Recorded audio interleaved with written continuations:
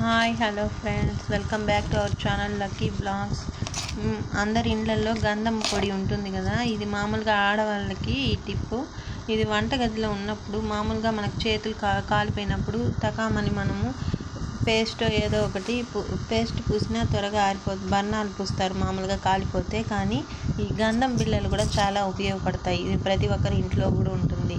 దీన్ని కాలిన ప్రదేశంలో చల్లని నీటితో కడిగేశాక ఇది కానీ వేస్తే మనకు చెయ్యి త్వరగా ఆరిపోతుంది. ఇది నేను ట్రై చేసి మీకు చెప్తున్నాను. నాకు చాలా రెండు చోట్ల చెయ్యి కాలిపోయింది. చూసారా, నాకు సరిగ్గా క్లారిటీ లేదు వీడియో. నాకు 2 చోట్ల కనిపిస్తుందా. నాకు చెయ్యి కాలిపోయింది. అప్పుడు వంటగదిలో ఏవి దొరకటకామనేసి నేను ఎత్తిందే ఈ చందనం పౌడరు పూసాను.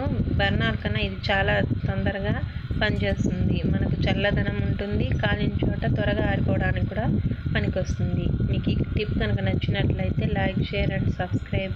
ఈ గంధం బిళ్ళలు ప్రతి ఒక్కరిలో కూడా ఉంటుంది. ఇది ముఖ్యంగా వంట చేసుకునే ఆడవాళ్ళకి ఇది చాలా ఉపయోగపడుతుంది. ఈ వీడియో కనుక మీకు నచ్చినట్లయితే లైక్, షేర్ అండ్ సబ్స్క్రైబ్.